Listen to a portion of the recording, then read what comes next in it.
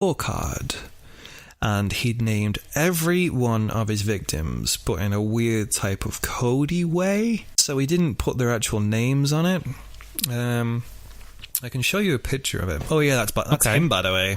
Oh, is that him? Yeah, he's got the classic serial killer glasses. I think Dahmer had them. Dahmer had Dennis them. Nilsson had them. Fuck, if you see someone with those framed glasses, fucking run a mile, man. Run a fucking mile. So this is the paper that was found. This is just a piece of it. Have you noticed that little stain? That's not blood, is it? I think so. Oh. So I can't actually read them. No, they're quite small. You'd have to really, really, really zoom in. And I Yeah. think there are other pieces as well. It's like a scrap pad that he had and he just noted them down. So, yeah, the names were put in code. So, for example, one of them said 2-in-1 hitch, which seemingly pointed to a double homicide that he committed on a couple of hitchhikers. 2-in-1 hitch. EDM was another one which matched the name of Edward Daniel Moore's initials, which we spoke about earlier. There was one other called Jail Out, which referred to a man called Roland Young, who was killed within literally hours after being released from the Orange County drunk tank. As if.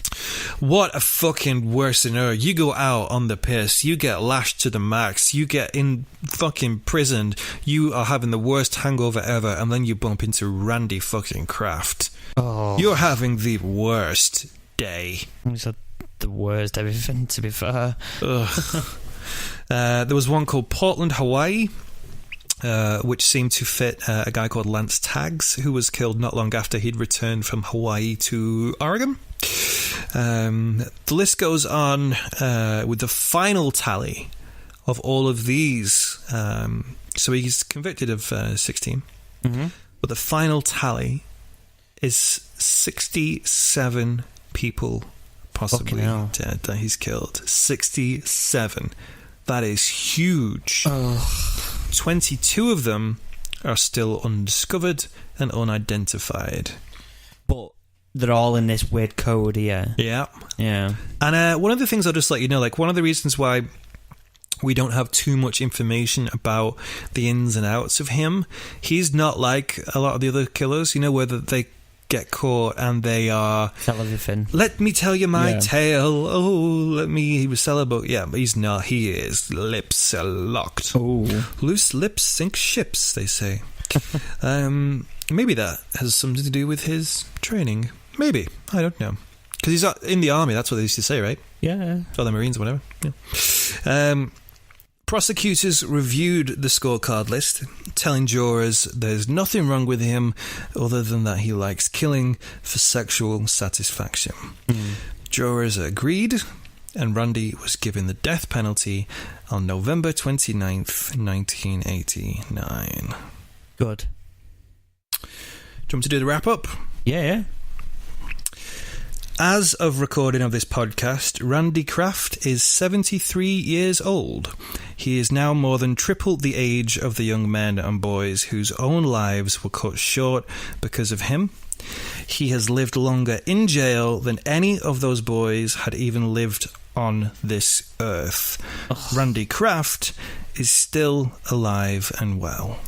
How when he was given a death penalty? I thought I needed to put that as the wrap-up because I just thought I need to show you the twisteroonie on this because you have that relief of, oh, thank fuck that monster is away. Yeah.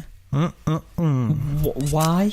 Did you find out why it's all? Well, apparently the California law system, whatever, is super fucked, and a lot of people are on death row there for a very, very long time, and a lot of them don't actually get sentenced to the chair or the lethal injection, whatever they do now. They usually just die of old age there. But at the time this was done, he was meant to have just been fucking killed. But it just took so fucking long, and then you get into all these legal battles. I was reading that he is costing them so much freaking money. He randomly just sues people as well. What? I think he sued Warner Books or something like that. Time Warner Books, because there was a book that's been put out about him, and he sued the guy. But whenever these inmates, what I didn't realize, if they sue someone, they're using the public money to do it. Apparently, they have a right to do it. They have a right to be able to take someone to court, like every other citizen does. But for me, it's like if you kill fucking kids and you kill people and you take people's lives away from you, I'm sorry, but your basic, not basic human rights, but your right to sue somebody is gone, right? Yeah, I think you no longer have that right. I think you can have a pot to piss in, some food, a bed. That's it. 4 walls, maybe one wall. No, we want 4 walls. Keep it locked in. It definitely needs 4 walls. 4 walls. Okay, give him 4. But yeah, fuck me. I can't believe he's still alive. Still alive to this day. That was him a while ago. That's that's him 2007. Look, 07. Oh yeah. So. And it's that fact of he has literally lived in jail longer than the kids ever lived, ever. It's a smiling face as well. It knocks me sick. My conspiracy theory hat. Oh, okay. Conspiracy theory. Is this that thing we mentioned earlier as well? I mean, everything just says that it's the it's the California law, one thing that keeps him locked up. Yeah. But I was thinking that special clearance he had. Oh. What if he was like a big deal, or he knows some shit that he's like saying, look, if you just keep me here, I won't say anything. You put me out there, I'm gonna grass your ass. Maybe. Could be. I mean, we don't know what the fucking special clearance was. What if he has the key and knows like UFOs exist? And he's like, well, I'll tell them. Or maybe he hasn't said that. Maybe they're just scared that he will, and then they're not doing it.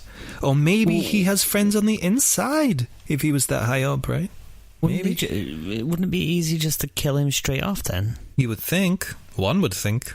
But I don't know. I don't know how these things work. That's just my conspiracy theory. Can I just say as well with his live-in lover? Yeah. Could he possibly have been involved? Well, there is theories of a second killer. You mentioned the feet before. Yeah, who still is possibly, if he is there, is he still out there to this day? There is a guy, and I'll really quickly go through this. Yeah, there was a guy called Bob Jackson who he was being interviewed for a book that was being written about Randy.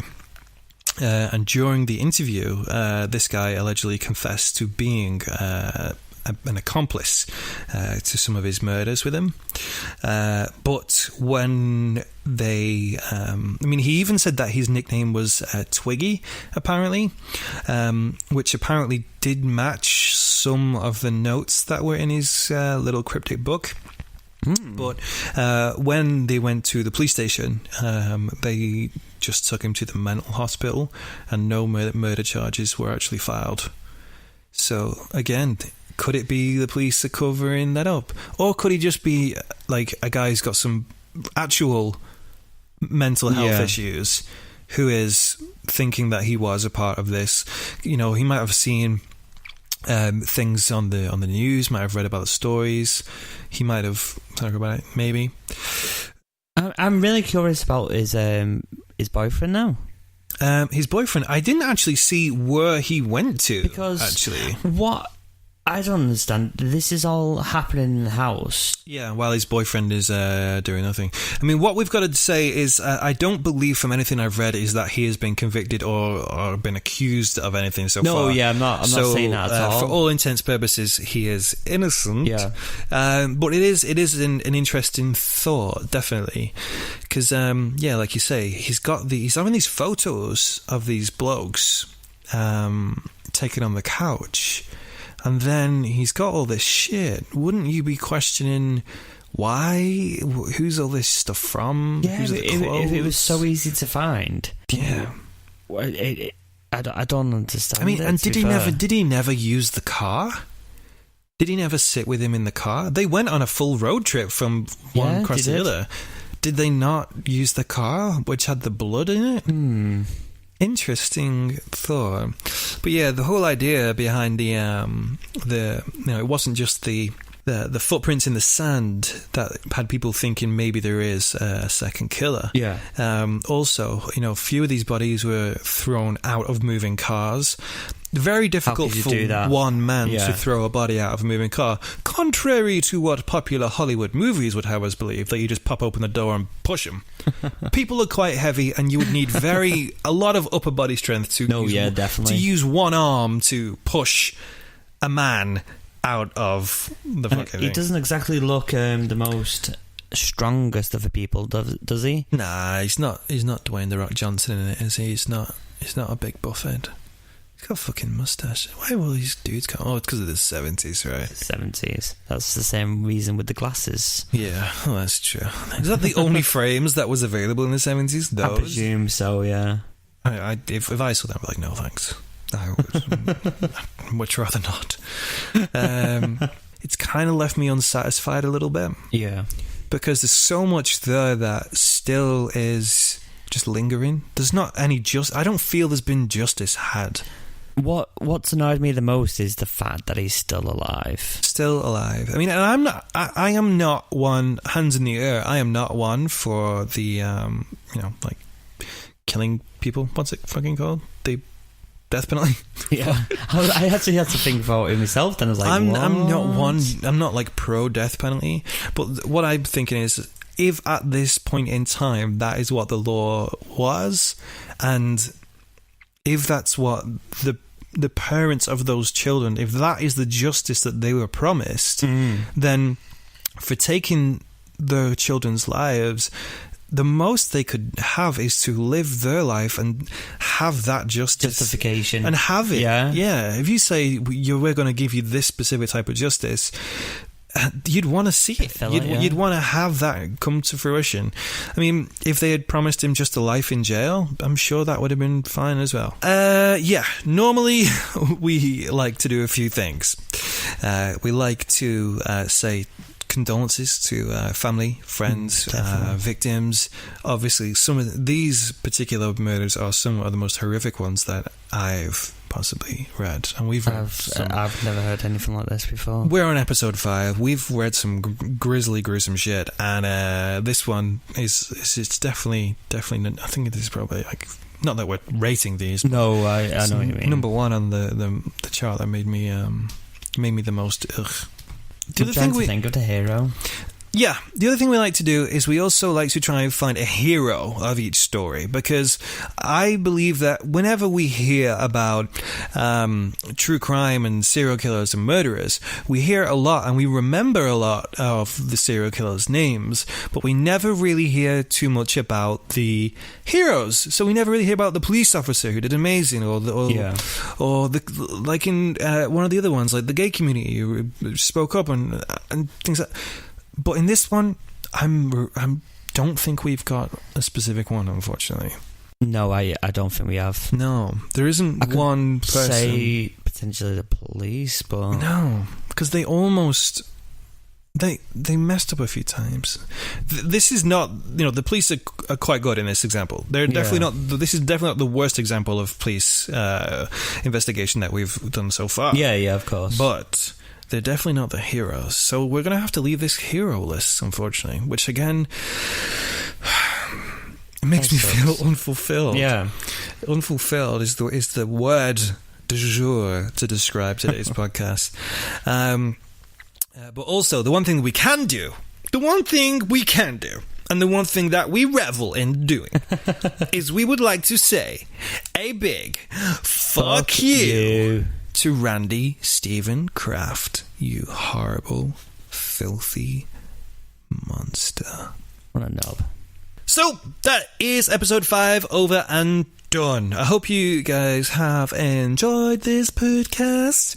And I hope we've not left you feeling too unfulfilled like this story has with me.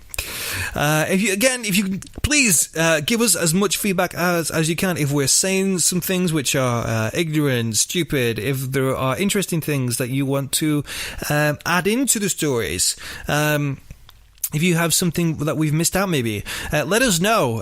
Follow us on Facebook, which is just Adventures in Murderland.